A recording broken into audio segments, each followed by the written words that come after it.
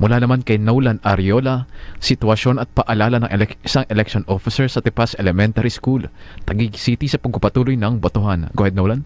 Paalala ang Commission on Elections o COMELEC ngayong araw ng May 12 para sa oras ng botohan kasama ang mga special na oras ng pagboto para sa mga senior citizen, persons with disability o PWD at buntis.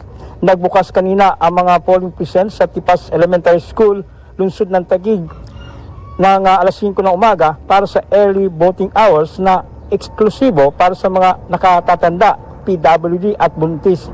Nagtagal ito hanggang alas 7 ng umaga, ngunit maaari pa rin silang bumoto hanggang alas 7 ng gabi.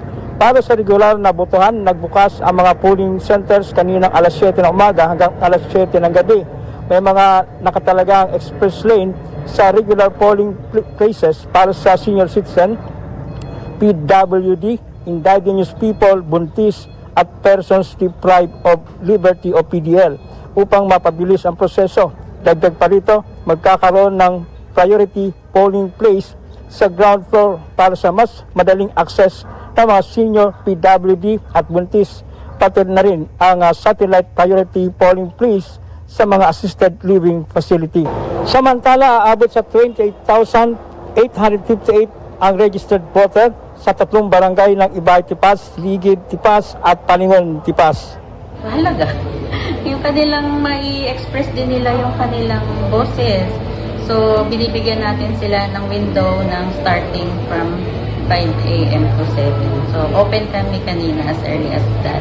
So, ina-accommodate as long nasa list sila, nasa system, at yun, makakaboto sila. And open naman hanggang mamaya. Yan ang tinig ni Ma'am Judith Saavedra para sa One Godly Vote, Simbahan at Halalan 2025 Midterm Election Special Coverage.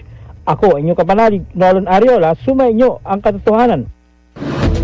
Simbahan at Halalan 2025 Midterm Election. One Godly Vote.